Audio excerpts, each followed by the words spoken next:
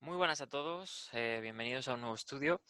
Estoy repitiendo el estudio del capítulo 4 que estuvimos dando el Sabbat, puesto que hubo problemas de conexión, pero bueno, vamos a estar repitiendo este estudio y vamos a ir repasando lo que vimos y comentando. Bien, antes que nada, vamos a tener presente que estuvimos viendo en el anterior capítulo cómo Pedro, ¿no?, y Juan van al templo y hay un cojo de nacimiento, ¿no?, que está en la puerta pidiendo y, y bueno, se acerca este cojo bueno, se acerca más que nada los apóstoles al cojo y Pedro, pues, por decir así, le dice la famosa frase, ¿no? No tengo oro ni plata, pero lo que tengo te doy. En nombre de Josué, el Mesías, levántate, ¿no? Y ahí el cojo, pues coge y se levanta y esto hace un revuelo en el templo, ¿no?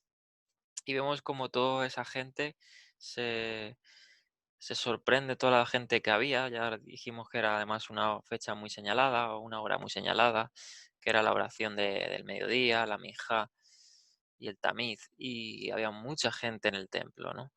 Y cómo se empiezan a aglutonar la gente, y empieza a ponerse la cosa seria, ¿no? Y cómo todos se van al pórtico de Salomón y empiezan, pues, a comentar sobre esto, ¿no? Y ahí es donde Pedro, pues, da su famoso discurso del pórtico de Salomón. Bien, en ese contexto estamos y ahora vamos a estar viendo un poquito sobre la persecución que empieza a haber desde ahora bueno, de ahora en adelante en el libro de los Hechos, como la persecución por parte sobre todo de los religiosos, ¿no? Las autoridades del templo, etcétera. Entonces, vamos a estar viendo el capítulo 4, los primeros 22 versículos, y vamos a ver. Ahí, como pongo, es una persecución manifiesta lo que vemos. Y vamos a leer Hechos capítulo 4, versículo del 1 al 3. Lo voy a estar aquí leyendo yo. Y dice así: hablando ellos al pueblo, vinieron sobre ellos los sacerdotes con el jefe de la guardia del templo y los saduceos, resentidos de que enseñasen al pueblo y anunciasen en Jehoshua la resurrección de entre los muertos. Y les echaron mano y los pusieron en la cárcel hasta el día siguiente, porque ya era tarde. Bien, como dice el primer versículo, ellos habiendo hablado, ¿no? Y bueno, estando hablando, vinieron sobre ellos los sacerdotes y el jefe de la guardia del templo, dice, y los saduceos. Bien, aquí vemos cómo pues esto no pasa desapercibido para las autoridades religiosas y vienen los saduceos, ¿no? El templo estaba dirigido por los sacerdotes y por los saduceos en su mayor parte, ¿no? También fariseos componían ese Sanedrín que había en el templo que vamos a estar hablando y había como un jefe de la guardia, un jefe de la policía del templo, ¿no? Por decir así, un teniente que se encargaba de que en el templo estuviera la normalidad, ¿no? Y no hubiera ningún contratiempo ni ningún desajuste, porque el templo era llamado la casa de paz, ¿no? Más no tenía que haber ninguna trifulca ni ninguna cosa. Y bueno, como ponemos aquí, esta dice así, dice, en toda su historia, la iglesia del Mesías ha enfrentado persecución, ¿no? O sea, aquí empezó la persecución de la iglesia del Mesías. Por ejemplo, durante las persecuciones romanas de los 3 primeros siglos, los cristianos fueron arrojados ante animales salvajes, crucificados, convertidos en antorchas humanas, torturados. No obstante, lejos de destruir a la iglesia, la persecución solo sirvió para purificarla y fortalecerla. A la iglesia la hace fructificar la forma en que los sufrimientos hacen madurar a los creyentes individuales. Después de sobrevivir 3 siglos de violentos ataques, la Iglesia emergió como la fuerza dominante en el Imperio Romano. En palabras de Tertuliano, la sangre de los mártires es la semilla de la Iglesia. Bueno, sabemos que a partir del tercer siglo en adelante se fueron frenando esas persecuciones, ¿no? Con la llegada de Constantino y su supuesta conversión, ¿no? Entre comillas. Pero eso fue en realidad una decadencia para la Iglesia, porque desde que dejó de ser perseguida, empezó a haber más herejías y más sincretismo religioso, ¿no? Y eso condujo pues a lo que sabemos, ¿no? En la historia. Bien. Como hemos dicho, esto fue el inicio, este suceso de la persecución a los apóstoles, sobre todo, y empezó a crecer inclusive hasta la ejecución de Esteban en el capítulo 7 y capítulo 8, y los primeros creyentes en el Mesías de Jerusalén, ¿no? Y fue así como empezó esta persecución. Que la iglesia debería enfrentar persecución no fue una sorpresa, puesto que el mismo Josué, ¿no? El Mesías, ya se los advirtió a los apóstoles, ¿no? En Juan capítulo 15, versículo 18 dice así: si el mundo se aborrece, sabed que a mí me ha aborrecido, antes que a vosotros. Si fuerais del mundo, el mundo amaría lo suyo, pero porque no sois del mundo, antes yo os elegí del mundo, por eso el mundo se aborrece. Acordaos de la palabra que yo os he dicho: el siervo no es mayor que su señor. Si ni a mí me han perseguido, también a vosotros os perseguirán. Si han guardado mi palabra, también guardarán la vuestra. Aquí vemos cómo Josué ya les advierte, ¿no? Y más pasajes como Juan capítulo 16, 2, dice así: os expulsarán de las sinagogas. Y aún viene la hora cuando cualquiera que os mate, fíjate, ya le estaba anticipando su muerte, pensará que rinde servicio a Dios. Y esto pasó con el mismo Pablo, ¿no? El ejemplo de Pablo fue que él era un perseguidor de la iglesia, del cuerpo del Mesías, y realmente, pues él pensaba que estaba haciendo lo correcto. Él pensaba que estaba haciendo lo correcto y, y por tanto perseguía a la iglesia del Mesías. Pero realmente estaba yendo en contra de Dios. Como le dice el mismo Josué, dura, dura cosa te es pegar coces contra el aguijón, ¿no? Y bien, ya lo anticipó inclusive Pablo a Timoteo, se lo dijo a él. Todos los que quieran vivir piadosamente, le dijo en Josué Hamasías, padecerán persecución. Segunda de Timoteo 3:12. Y el mismo Pedro, que es el que estamos viendo en este suceso, también lo plasmó en sus cartas. Primero de Pedro 2, capítulo 21, dice así: para esto fuisteis llamados, porque también Masías padeció por nosotros, dejándonos ejemplo para que sigáis sus pisadas. Bien, aquí comento un comentario de los cristianos, los creyentes en el Mesías que llevan vidas piadosas, centradas en Masías, inevitablemente entrarán en conflicto con el sistema satánico del mundo. Eso es obvio. Y podrán llegar pronto el día en que los creyentes sean físicamente perseguidos, torturados y hasta martirizados, a medida que el mundo aumenta su odio hacia el verdadero evangelio también. Y aquí vemos cómo empieza esta persecución, ¿no? Entonces vamos a ver más en detalle el texto. Dice, hablando de ellos al pueblo, Pedro y Juan, en el discurso de Pedro en el pórtico Salomón, vinieron sobre ellos los sacerdotes con el jefe de la guardia. ¿Quién es este? Bueno, primeramente dice, vinieron sobre ellos, ¿no?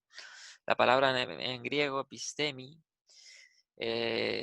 implica caer de repente y con fuerza, ¿no? Una manera hostil.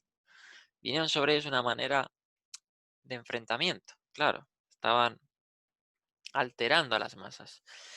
Y el jefe de policía del templo, ¿no? De la guardia, que en hebreo es el conocido como Sagán, jefe de la guardia del templo, era una especie de fuerza policíaca, como he dicho, permitida por Roma inclusive, y integrada por los levitas.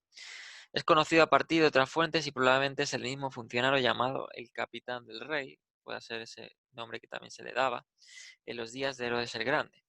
Era el segundo en rango, solo por debajo del sumo sacerdote, según comentan, y era responsable de mantener, obviamente, el orden en los terrenos del templo. Los romanos daban a los judíos el derecho de vigilar el templo, y este en griego, bueno, en español jefe de la guardia, en hebreo sacán, y en griego estrategos, que significa comandante o general, estaba jerárquicamente en autoridad junto al sumo sacerdote. Luego dice los saduceos eran este partido religioso del primer siglo, que controlaban sobre todo la jerarquía y la mayor parte del clero residente del templo, ¿no? Era una de las 4 sectas que conformaban el judaísmo el primer siglo, por decirlo así, junto con sus archirrivales o eh, sus realmente lo contrapuesto, los fariseos, ¿no? Luego estaban los esenios y los celotes, ¿no? Aunque pocos en número, los celotes tenían gran influencia. Eh, Igualmente los saduceos tampoco eran muchos en número, pero tenían influencia también sobre el pueblo, a pesar de que realmente no tenían su simpatía, como dice Flavio Josefo, que el pueblo no los respetaba, no congeniaban con el pueblo. Y bueno, para que sepan un poquito de bueno, me he adelantado sobre los saduceos y más o menos quiénes eran estos saduceos. Los saduceos eh, tenían confianza sobre todo en los ricos, de los ricos, tenían poder, tenían dinero también. Y como he dicho, esa en la antigüedad de los judíos, de Josefo dice, los saduceos tienen la confianza de los ricos, pero el pueblo no los sigue. Y sigue diciendo, esta doctrina de los saduceos ha llegado a unos pocos del pueblo, que son hombres de la más alta estigma. Bien. Y realmente los saduceos en gran medida eran personas, como he dicho, apoderadas, eran los que ejercían el sacerdocio también. Creían, sus creencias eran solo de la Torá escrita, los 5 primeros libros de Moisés, rechazaban toda la tradición oral de los fariseos y también rechazaban los profetas. No creían en la resurrección de los muertos, del cuerpo, ni en retribución, recompensas o castigos futuros. A diferencia de los fariseos, negaban la existencia de ángeles y espíritus, según nos cuenta el testimonio lucano en Hechos capítulo 23, versículo 8. Y finalmente, negaban la predestinación, la soberanía de Dios, fíjate, y creían que el hombre era el amo de su propio destino. Estos teólogos liberales fueron los primeros en perseguir a la Iglesia, los saduceos. Y es cierto que la mayor parte, sobre todo aquí en estos primeros capítulos de Hechos, de persecución eran por parte de los saduceos a los creyentes en Masías. Los fariseos eran más, examinaban más las cosas. Por ejemplo, tenemos el testimonio de Nicodemo, ¿no? Nicodemo, que algunos dicen que se convirtió, era un fariseo parte del Sanedrín también, inclusive. Igualmente Joseph de Arimatea, ¿no? Joseph de Arimatea era una persona que era farisea, según el Evangelio. Y también es posible que se haya convertido al Mesías. Y los fariseos tenían abrían más los oídos a la predicación apostólica. Por ejemplo, Gamaliel, quien escuchó el testimonio también de los apóstoles, él mismo dijo que si no era de Dios, realmente su mensaje iba a perecer, ¿no? Por tanto, lo escuchó y no lo persiguió. Así que en su mayor forma, la persecución fue de los saduceos, ¿no? Y dice el versículo 2, a ver que me adelanto otra vez. El versículo 2 dice, resentidos de que enseñasen al pueblo y anunciasen en Yehoshua, que dice, la resurrección de los muertos. Claro, los saduceos no creían en la resurrección de los muertos. Y esta indignación y este resentimiento por parte sobre todo de los saduceos era en contra de esto que estaban declarando en el mismo templo. Imagínense, ¿no? Imagínense a Pedro en el pórtico de Salomón anunciando sobre una resurrección de los muertos. Claro, esto no había cabida para ello, ¿no? Para ellos. Realmente esto tiraba el chiringuito de los saduceos, quitaba toda la confianza en ellos y desestimaba su predicación, ¿no? Su mensaje. Y esto, obviamente, fueron estas palabras y, entre otras, fueron motivo para inclusive atacar a los apóstoles, ¿no? Y tacharles de analfabetos o, o de cualesquiera, ¿no? O de cualquieras. Y realmente así fue, ¿no?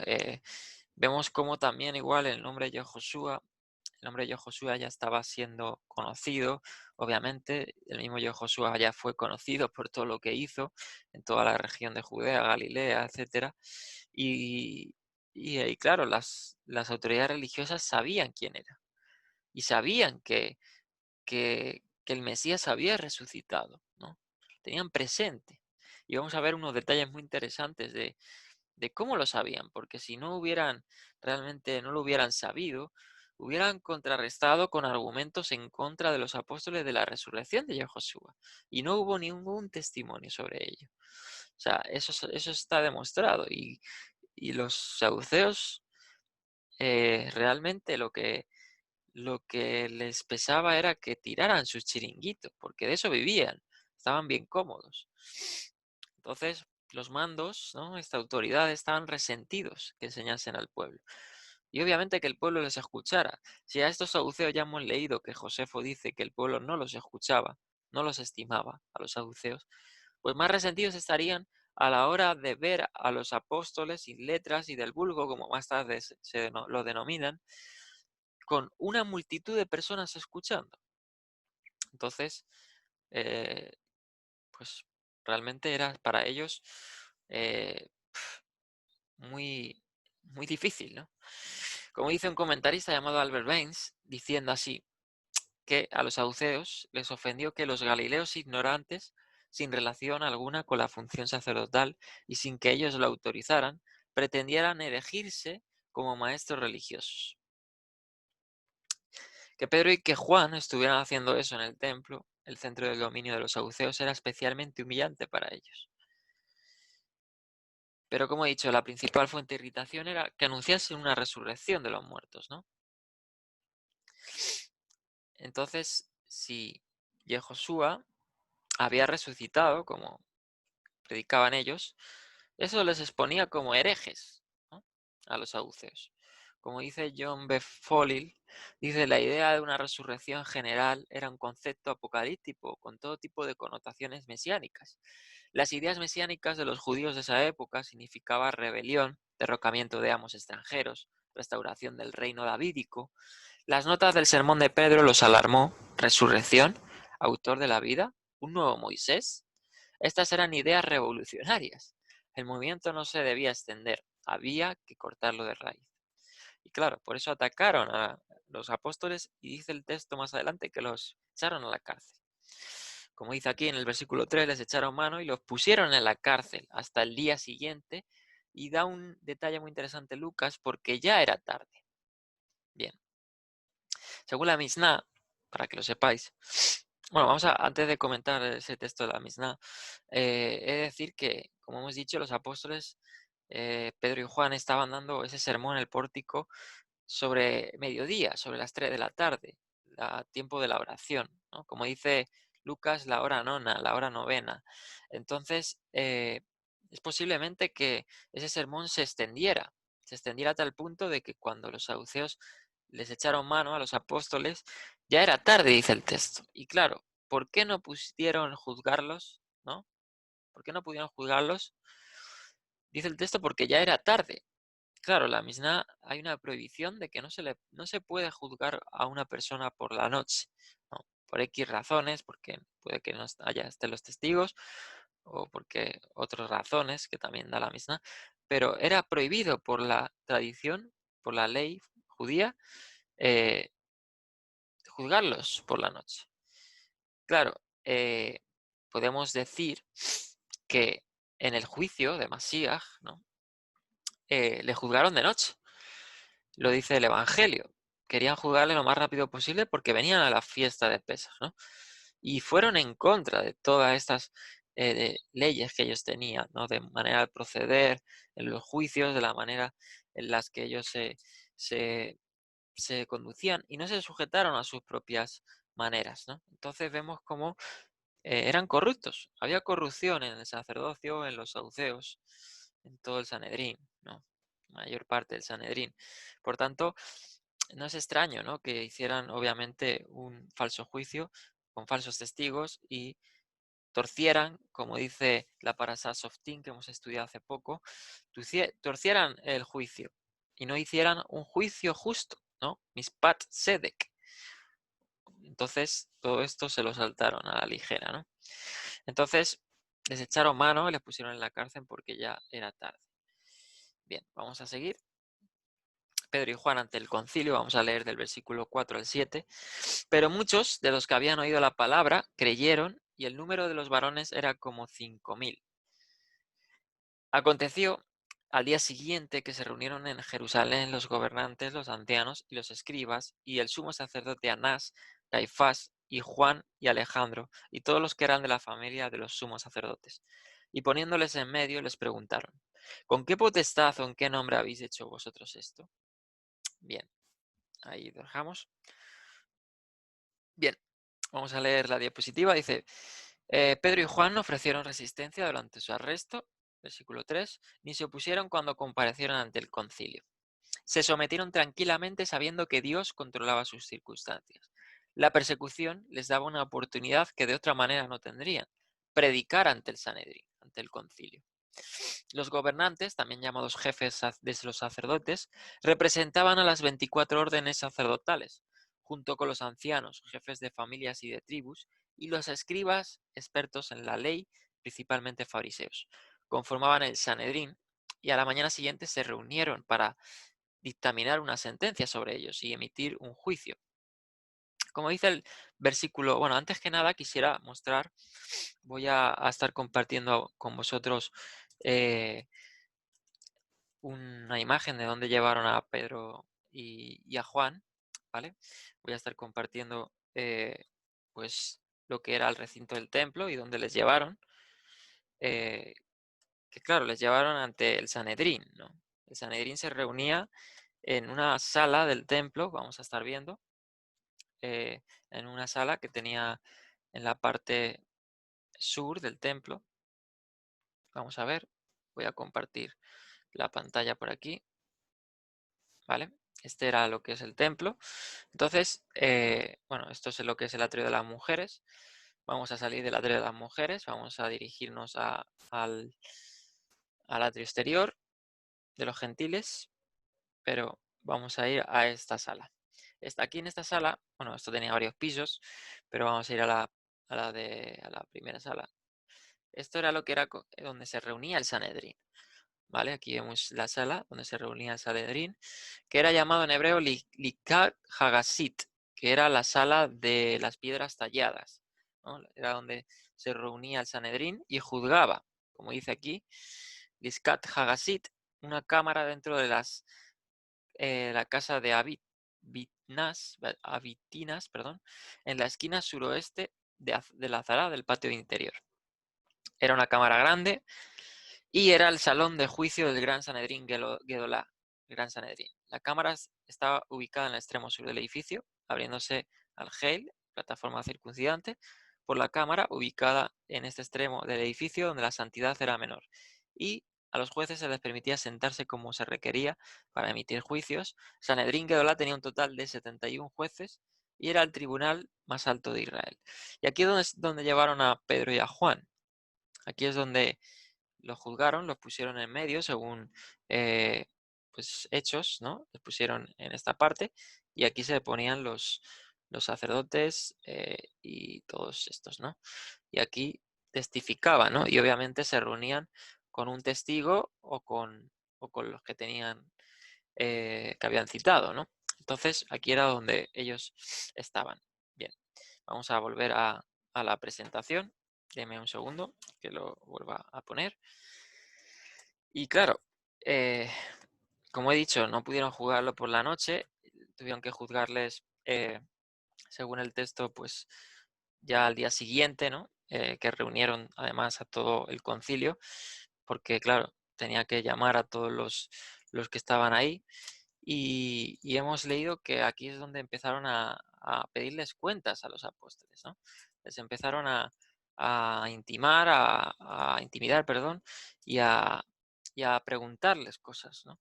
Entonces voy a estar compartiendo otra vez la presentación. Vale, espera, me he equivocado.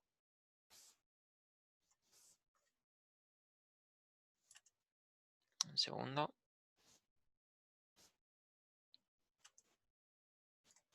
Bien. Entonces, dice, pero muchos de los que habían oído la palabra creyeron y el número de los varones eran como 5.000. Bien, obviamente después del sermón, pues dice como 5.000 varones habían unido a la causa del Mesías, ¿no? Hay una discusión entre los teólogos si realmente eran 5.000 los que habían se habían convertido varones, o sea, fíjese, varones, sin contar mujeres y niños. Pero claro, puede ser que hayan sido 5.000 en ese momento o que hasta el momento 5.000 varones de Israel, de Judea, habían creído, ¿no? Pueda ser inclusive más certero. Entonces, bueno, ¿por qué? Porque las estimaciones de la población de Jerusalén, según Josefo y otros como Tácito, etcétera, los historiadores, datan de entre 25.000 y 85.000 personas, ¿vale? En Jerusalén. O sea, el mismo Josefo comenta que en todo Israel, no en Jerusalén, sino en toda la región de Israel del primer siglo, habían 6.000 fariseos. Y aquí dice que 5.000 se habían unido a la causa del Mesías. 5.000 varones, ¿no? Imagínense sin contar las mujeres y los niños. Las mujeres mínimo habían otras 5.000. Ponle que 4.500, ¿no? Ya son casi 10.000. Y niños, pues ponle que, claro, en esas épocas tenían bastantes niños. Ponle que habrían 15.000 mínimo, ¿no? 15.000 personas ya estaban en la causa del Mesías. O sea, era una parte importante de toda la población de Jerusalén, ¿no? Ya estaban empezando a creer en Yehoshua. Entonces, claro, por eso le llevaron a esta sala que hemos visto, ¿no? Y como dice el versículo 5, aconteció al día siguiente que se reunieron los gobernantes, los ancianos y los escribas, es decir, el Sanedrín. Bien, vamos a ver un poquito del Sanedrín. El Sanedrín, la palabra Sanedrín es una palabra hebrea y aramea, prestada del griego. La palabra traducía corte, ¿vale? En el versículo 15, quitado más para abajo, era el Senado y la Corte Suprema de la Nación de Israel. El Nuevo Testamento es también el cuerpo de ancianos llamado y el Senado. En Lucas 22:5 y en Hechos 5:21.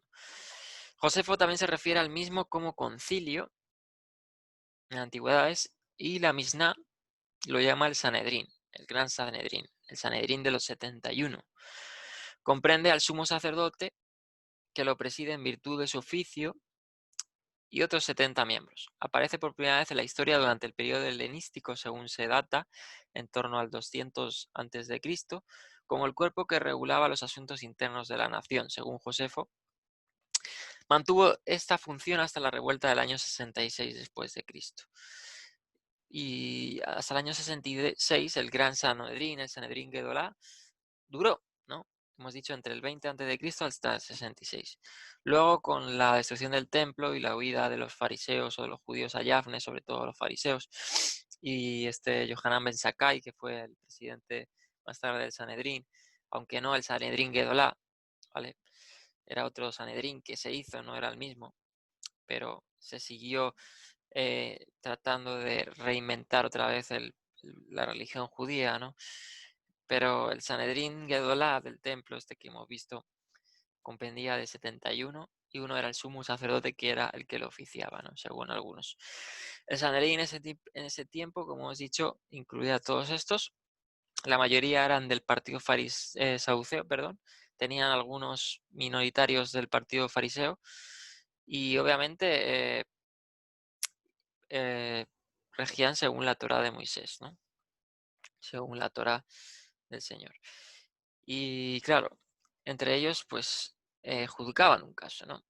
Lo ponían inclusive a votación si no estaba claro y la votación de mayor número era la que se dictaminaba, ¿no?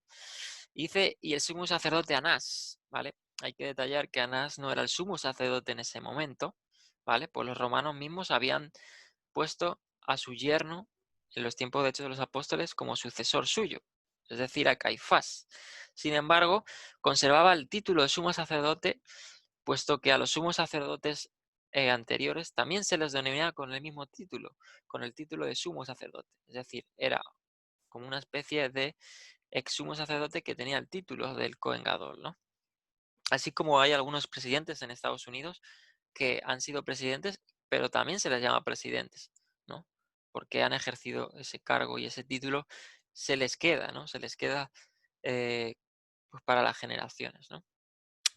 Y Anás, que fue sumo sacerdote, en hebreo Hanán, hijo de Set, fue nombrado sumo sacerdote por el gobernador romano. Fue el mismo gobernador romano, Publio Sulpicio, quien en el año 6 después de Cristo, mantuvo el cargo a Anás hasta que fue destituido por allá por el año 15 después de Cristo, por Valerio Grato.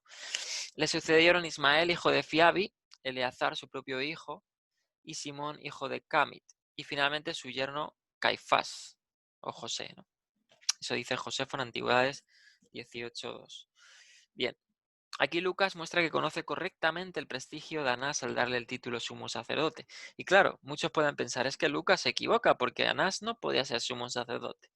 No, espera, es que Lucas estaba al tanto, ¿no? Como dice en su evangelio, en el primer evangelio según Lucas, ¿no? El evangelio de Lucas, dice, oh Teófilo, excelentísimo, yo he investigado todas estas cosas diligentemente, he investigado todo para que sea cierto, ¿no?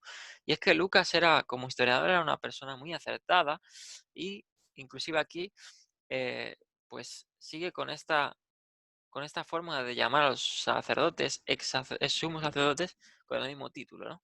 Entonces conservaba esa tradición. Bien. Sin embargo, Caifás, José por su nombre Caifás, fue nombrado sumo sacerdote por Vitelio Grato en el 18 después de Cristo y ejerció sus funciones hasta que fue depuesto por Vitelio mismo en el 36 después de Cristo. Cuarto evangelio se refiere a él dos veces como el sumo sacerdote de aquel año. Juan capítulo 11, 49 y Juan 18, 13. Y ese es el año en que murió Yehoshua. O sea, cuando murió Yehoshua, el mismo Caifás era el sumo sacerdote oficiante ese año, que fue el famoso Caifás que dijo, oh no, es necesario que un hombre muera por toda la nación, ¿no? Y no solo por la nación, sino también por las tribus que están dispersas, ¿no? Así que este famoso Caifás fue el que seguía de sumo sacerdote y fue quien era el que oficiaba el Sanedrín, era el jefe del Sanedrín en este mismo momento en que Pedro y Juan estaban ahí reunidos en el medio para testificar de ese acontecimiento, ¿no? Entonces, bien, luego habla de Juan, hija de Alejandro y los hijos de los sacerdotes. Bien, sus identidades son un poco inciertas, ¿no? Hay algunos que dicen que este Juan realmente era Jonatán, puesto que en el texto, creo que es el occidental de Hechos de los Apóstoles, sí dice Jonatán. Y realmente, pues posiblemente que se le transcribió como Juan, más tiene más sentido Jonatán por pues el mismo Talmud en Pesajín 57a menciona a varias destacadas familias, de los cuales en ese tiempo se nombraban a los sumos sacerdotes, entre ellos un tal Jonatán, ¿no? Bien. Incluso lo cita también Josefo en Antigüedades 18, ¿no? Como hijo de Anás, que sucedió a Caifás como sumo sacerdote en el 36-37 DC. Dice que los pusieron en medio, ¿no? Como he dicho, y como habéis visto en pantalla, se reunían en un círculo, en semicírculo. También está escrito en la Misná Sanedrín 44, 3. Y era ahí donde se reunían, ¿no? Donde los pusieron. El concilio se reunía en esta sala, como hemos dicho, de piedras talladas, o llamada de piedras talladas, Liskat Hagasit, ¿no? En hebreo, denominado, y juzgaban ahí, ¿no? Como dice un comentarista, Homer Kent señala, dice, la ley mosaica especificaba que siempre que alguien realizara un milagro y lo usara como base para enseñar, se lo debía examinar, y si la enseñanza se usaba para alejar a los hombres del Dios de sus padres, la nación era responsable de apedrearlo. Por otra parte, si el mensaje era doctrinalmente sano, a quien realizó el milagro se le debía aceptar como alguien que venía con un mensaje de parte de Dios. Y es por eso que realmente también los juzgaron, porque hicieron un milagro. Recordamos que los saduceos eran muy reacios a estas cosas, ¿no? No creían en estas cosas y por tanto eh, vemos cómo se los juzgaba también por un milagro. Y también hay que decir que en Deuteronomio, ¿no?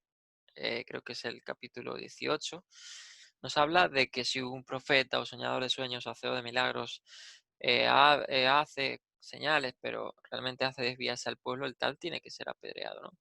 Por tanto, ellos también juzgaban en esa parte, en esa forma de ver a la hora de juzgar a un falso maestro, entre comillas, ¿no? Pero ellos no eran falsos maestros, eran testigos de Yehoshua. Bien, como Josefo habla de esta cámara del Sanedrín, dice que estaba situada en el extremo noroeste del puente a través del valle Tiropoeón. El puente era representado por el arco de Wilson. En el extremo noroeste del puente está el lugar de reunión al aire libre llamado Sixtus en griego, el pulido suelo. La Miná, como hemos dicho, lo llama Discajagasit. Se dice que el Gran Sanedrín se reunía todos los días, excepto en Sabbat y en las fiestas. Es decir, todos los días se estaban reuniendo, ¿no? Posiblemente por la mañana. En el periodo romano de Gavinio, en el 57 al 55, este mismo dividió el territorio judío en cinco regiones. Tres de ellas eran Jerusalén, Gazara y Jericó, situadas en Judea, bajo influjo de Jerusalén. Seguramente en esta época data el momento en que el Consejo de Jerusalén pasó a denominarse también Sinedrión, denominación que perdura a pesar de que solo 10 años después de Gavinio el sistema divisional de los Sinedria fuese disuelto al entregar César todo el territorio al etnarca Hircano II. La importancia que tenía este tribunal de Jerusalén queda patente en el hecho de que el rey Herodes, cuando tomó posesión de su cargo de rey, hizo ejecutar a todos o prácticamente todos sus miembros. O sea, Herodes el Grande. E hizo sustituirlos por miembros más dóciles en su día. Bien. Entonces, estos estaban juzgando a Pedro y a Juan y ahí va, me estoy adelantando un poquito. Y por tanto, pues vamos a seguir leyendo, vamos a seguir analizando más que nada el texto. Hemos dicho que ellos estuvieron juzgando según los milagros, según los hechos, ¿no? Y bien, vamos a seguir leyendo por aquí. Hemos dicho que los llevaron a este salón de piedras talladas. Bien.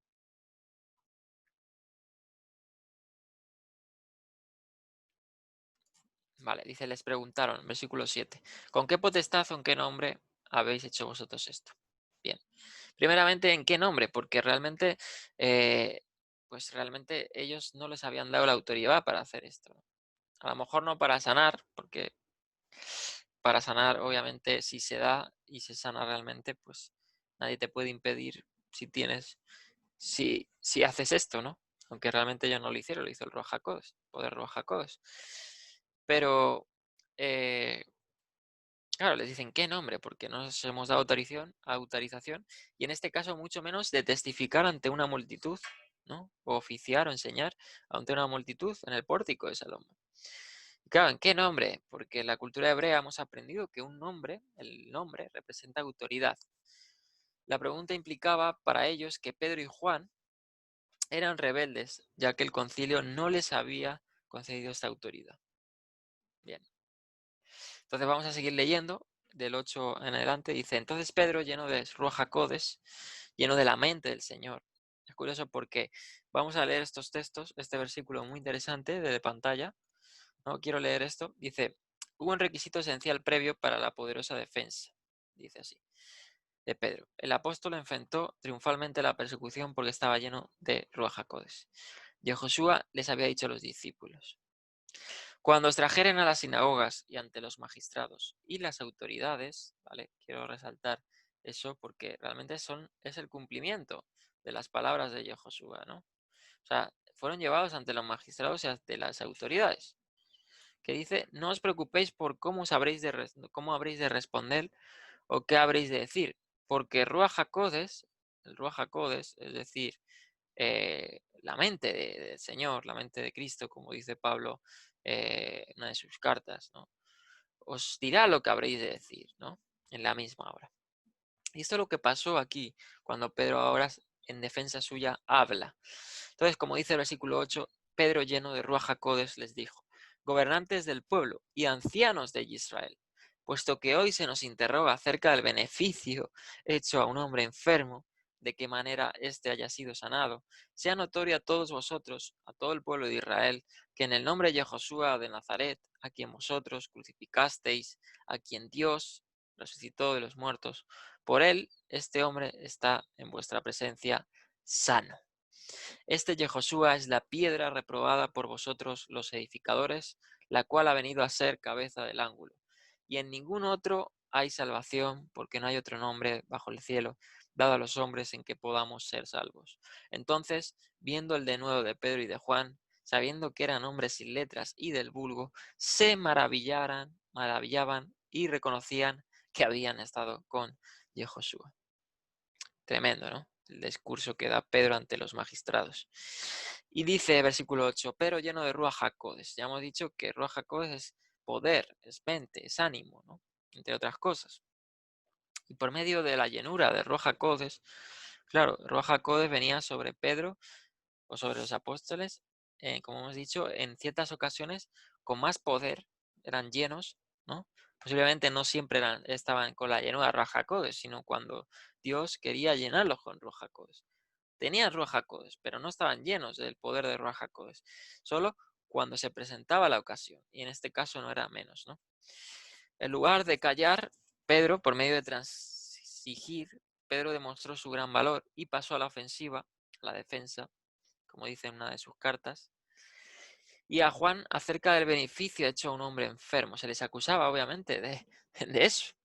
Y claro, era imposible que se les acusara de hacer un bien. O sea, obviamente de un mal sí, pero de un bien, es decir, de sanar a un cojo. Y dice Pedro a ellos, y ojo, esto es una profecía cumplida en ese momento también. Dice, este Yehoshua, es la piedra reprobada por vosotros. Y aquí me imagino a Pedro ante el Sanedrín, ahí mirando a los ojos a los magistrados, ¿no? Mirándoles a todos y diciéndolo, por vosotros, la piedra reprobada por vosotros los edificadores, la cual ha venido a ser cabeza del ángulo, es decir, la que sustenta todo el edificio. Igualmente la que sustenta todo ese maravilloso templo. El templo era una estructura maravillosa, ya lo hemos visto en diapositivas, lo hemos analizado, inclusive las mismas palabras de los apóstoles, mirad qué grandes piedras, qué grandes arcos, ¿no? Era un edificio majestuoso, pero el que sustentaba eso era Yehoshua HaMashiach, ¿no? Esa piedra que rechazaron, como dice igual el Salmo 118, versículo 22. Por tanto, estas palabras fueron inspiradas por Ruach HaKodesh en cumplimiento de la profecía, porque ellos mismos eran las autoridades y habían rechazado a la piedra más importante sobre la cual es sustentada todo el edificio, ¿no? Entonces Pedro aquí les señala de cierta manera y les hace ver su gran pecado, ¿no? Entonces fueron ellos los que lo alejaron a mismo Dios del pueblo, ¿no? Porque estaban en corrupción. Esa piedra angular es la que sustentaba, ¿no? Toda una estructura. Y sigue diciendo, y en ningún otro hay salvación, ¿no? En ningún otro. O sea, Pedro aquí no abre la puerta a otros medios. En ningún otro. Es decir, en Yehoshua solo está la salvación. Ya lo dijo el mismo Yehoshua. En Juan capítulo 14, versículo 6, tan famoso ese pasaje. Yo soy el camino, la verdad y la vida. Nadie viene al Padre si no es por medio de mí. En Juan capítulo 10, versículo 7 dice, de cierto os digo, amén, amén os digo, yo soy la puerta de las ovejas. Todo el que todos los que antes de mí vinieron, ladrones son y salteadores. Entonces, Yehoshua es el único camino para ser salvos, el único nombre. Versículo 13 dice, viendo el denuedo de Pedro y de Juan, sabiendo que eran hombres sin letras y de vulcos, se maravillaban y reconocían que habían estado con Yehoshua. O sea, esta apasionada petición de Pedro no suavizó los corazones endurecidos del concilio. Pero esto no sucedió sin algún efecto. No podían dejar de impresionarse viendo el denuedo suyo a la hora de hablar, puesto que estaban por el poder de Ruach HaKodesh, ¿no? Ya que eran hombres sin letras, sin ninguna formación rabínica, ninguna formación académica, no eran teólogos, no eran exégetas, eran pescadores en su mayoría y parte, mas sin embargo estaban llenos de Ruach HaKodesh, ¿no? Qué hermoso, ¿no? Como dice otra parte, otro pasaje que me gusta mucho, que la gracia no fue en vano, ¿no? en mí, sino que realmente la gracia, Dios en su gracia me ha dado más abundantemente de lo que he pedido, ¿no? Y realmente es así, ¿no? Realmente era notorio de que Pedro en su mayoría y Juan eran galileos, ¿no? Los galileos tenían un acento como de pueblo o de costa, ¿no?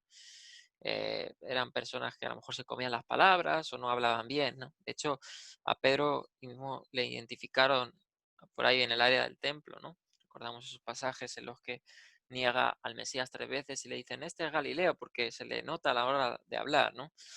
Y realmente a ellos se les notaba que a lo mejor no hablaban igual de bien que los de Judea, inclusive ellos que no tenían formación, pues podían ser más toscos, pero sin embargo hablaron con una excelencia que pocos puedan hablar, ¿no? Y es porque esto es el Señor. El Señor puso palabras, como hemos dicho, en la boca de ellos y les llenó, ¿no?, de su amor y de su poder. Entonces vamos a seguir. Pedro testifica a Jesús ante el Sanedrín. Vamos a leer la diapositiva. El concilio estaba reviviendo su peor pesadilla, claro que sí.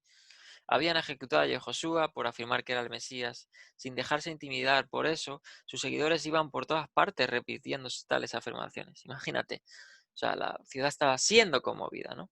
Como dicen otros pasajes, estos que trastornan el mundo, ¿no? Peor aún, estaban proclamando con pruebas, o sea, peor aún, estaban proclamando con pruebas, ¿vale? Que estas son las pruebas que también hablan los profetas de lo que va a hacer el Mesías, irrefutables, que él había resucitado de los muertos. Y ellos habían realizado una señal manifiesta para autenticar su afirmación de que representaban a Dios. El concilio se sintió obligado a tomar acción para que esta enseñanza no se divulgue más entre el pueblo. Y claro, vamos a ver ahora en los próximos versículos cuál fue la sentencia.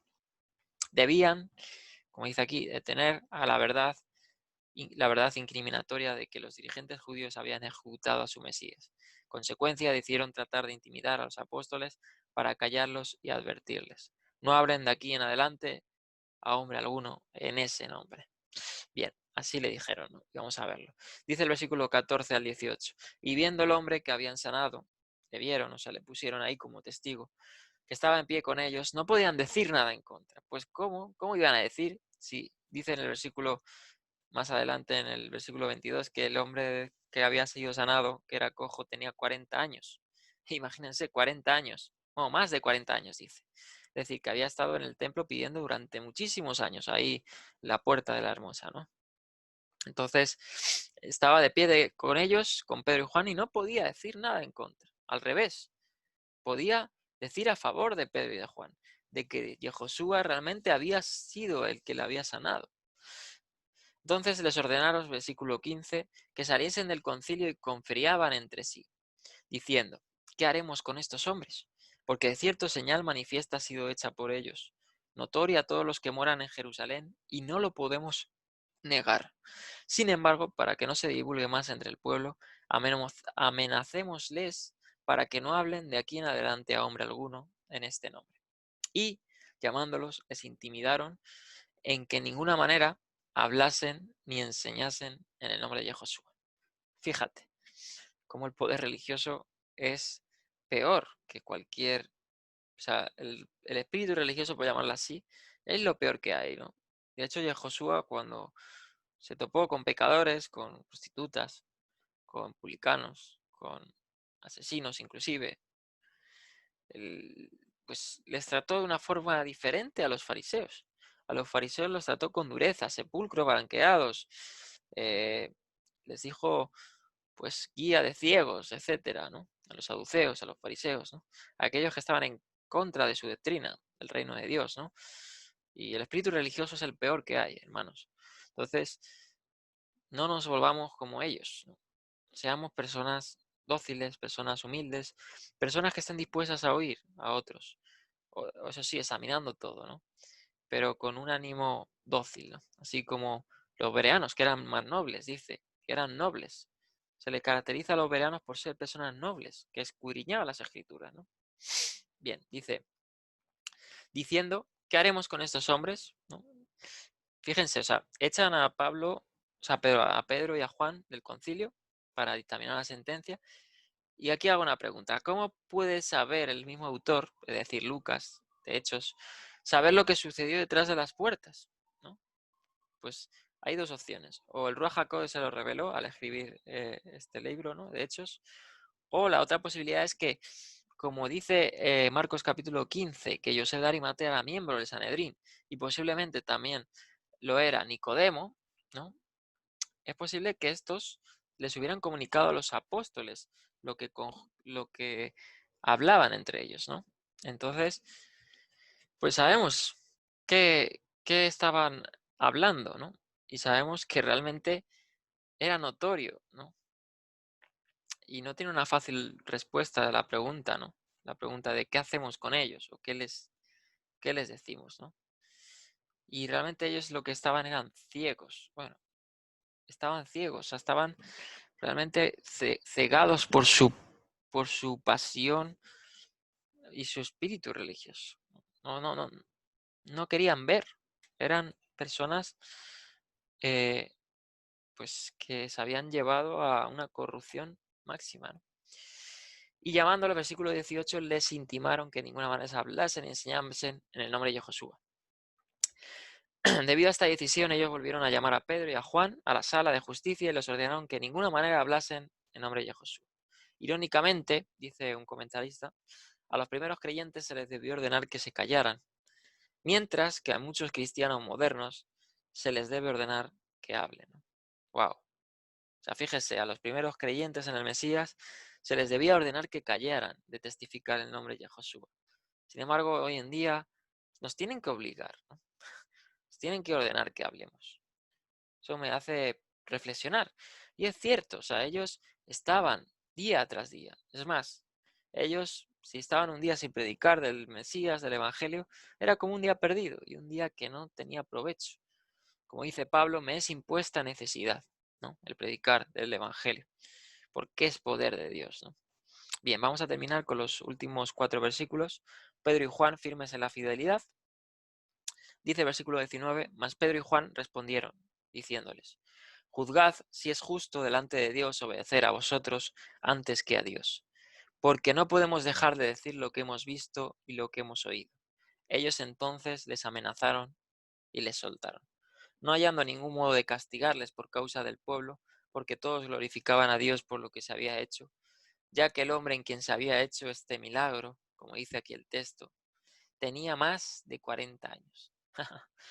Bueno, vamos a analizar estas palabras. Vamos a leer esto. Dice, Pedro y Juan no vacilaron, sino que inmediatamente respondieron que se negarían a obedecer la orden del concilio. Hicieron un llamado a un tribunal superior pidiéndoles que juzgaran si es justo delante de Dios obedecer a los hombres antes que a Dios ante la corte de Israel. ¿Qué tribunal es superior? Con tal apelación al juez divino. Los apóstoles pusieron en un dilema al concilio. Con seguridad no querían que Pedro y Juan siguieran hablando, pero tampoco les podían decir que obedecieran a los hombres antes que a Dios. Pedro los volvió a acusar de ser enemigos de Dios que profesaban representar. Porque claro, ahí está el dilema. Cuando nos lleven autoridades, tenemos que ver si realmente están impuestas por Dios o si están hablando de parte de Dios. Es decir, según la Torá, si va en contra de la Torá, pues no es autoridad. No debemos de someternos. Eso sí, someternos a las que sí están actuando bajo la palabra. En ese momento, aunque ellos eran las autoridades religiosas, no estaban actuando según la Torá.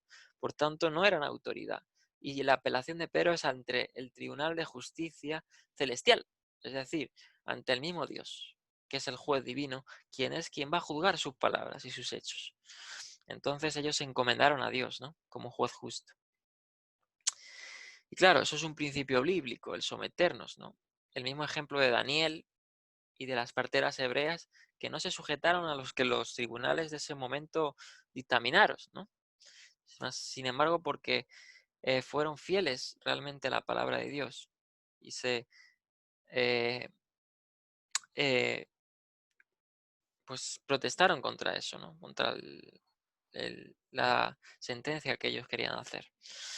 Fíjate que voy a leer un comentario muy interesante de F. Bruce que comenta sobre la resurrección, porque claro, como he dicho antes, si la resurrección no fue verdad, eso podía haber dado pie a que las autoridades religiosas atacaran eso. Como dice Bruce aquí, dice, es particularmente llamativo que ni en esta ocasión ni en ninguna otra subsiguiente hasta donde llega nuestra información, el concilio toma acción alguna seria para desaprobar que los apóstoles afirmaban de manera central la resurrección de Yehoshua. De haber sido posible para ellos refutar este punto, cuán rápidamente el concilio habría aprovechado la oportunidad. Si hubiera tenido éxito, cuán rápida y totalmente se habría derrumbado el nuevo movimiento. ¿No? Este es el comentario a Hechos de Book of Acts de Bruce. Y qué acertado el comentario. ¿Con qué rapidez hubieran cortado esto de raíz, todo este movimiento, si la resurrección se pudiera negar? Pero no se podía, era notoria a todo el pueblo. Se sabía que un tal Yehoshua de Nazaret había resucitado, o se decía eso, inclusive habían visto la tumba vacía, inclusive la habían visto reaparecer a muchos, ¿no?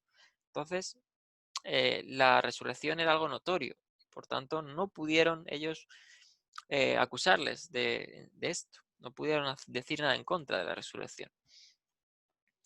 Y Pedro es el que llama a la defensa de la fe. En 1 de Pedro 3, versículo 13 dice que ¿y quién es aquel que os podrá hacer daño si vosotros seguís el bien? Mas también si alguna cosa padecéis por causa de la justicia, bienaventurados sois. Por tanto, no os amedrentéis por temor de ellos, ni os conturbéis, sino santificad a Dios el Señor en vuestros corazones, y estad siempre preparados para presentar defensa con mansedumbre y reverencia ante todo el que os demande razón de la esperanza que hay en vosotros. Aquí Pedro defiende la fidelidad de una manera reverente, sin faltarles al respeto, ¿no? a las autoridades que estaban ahí. Entonces le dice juzgad, ¿no? Enfáticamente le dice este imperativo a los jueces, ¿no? A la corte. Y es que dice el versículo 22 que no había, que al hombre que había sido sanado tenía más de 40 años, imagínense. O sea, día tras día todo el pueblo yendo a las oraciones, yendo a hacer los sacrificios, en las fiestas, estaban viendo al pobre. Y es que, como he dicho muchas veces, ¿por qué se sabe que las autoridades religiosas estaban corruptas? Porque había pobres entre ellos. El templo, la casa de Dios, estaba diseñada para que no hubiera pobres. Los diezmos se tenían que emplear para los pobres, para las viudas, para los huérfanos, para los necesitados. Sin embargo, había pobres y pobres que llevaban muchos años pidiendo. Por tanto, no se estaba llevando a cabo los procedimientos de Dios que eran y todo lo referente a los diezmos que tenían que ser para ayudar al pueblo. Entonces era notorio a todos que este hombre de más de 40 años siempre se ponía en el mismo sitio a pedir, o le ponían siempre en el mismo sitio a pedir, ¿no? La sanidad era innegable y a la vez poderosa a los ojos de todos, ¿no? Entonces, era notorio, ¿no? Entonces vamos a terminarla aquí, lo vamos a dejar con este testimonio de Pedro y Juan, que siguen firmes en la fidelidad, ¿no? Y realmente es asombroso cómo el Ruach HaKodesh les da palabra, ¿no? Hemos visto todo esto y vamos a ver en los próximos versículos, para terminar el 4, pues cómo fue la primera comunidad después de la persecución de los creyentes y cómo el Evangelio sigue. Y en los siguientes capítulos vamos a ver esa oposición ya en más forma, más esplendor. Y esto hace que inclusive pues haya un avivamiento mayor, ¿no? Porque sabemos que los mayores avivamientos han sido cuando más persecución ha habido, ¿no? Y bueno, hermanos, pues vamos a dejarlo aquí. Este es el capítulo 4 del 1 al 22, con Pedro y Juan delante del concilio del Sanedrín. Pues espero que les haya sido bendición. Nos vemos en la próxima. Que tengan un buen día. Salón.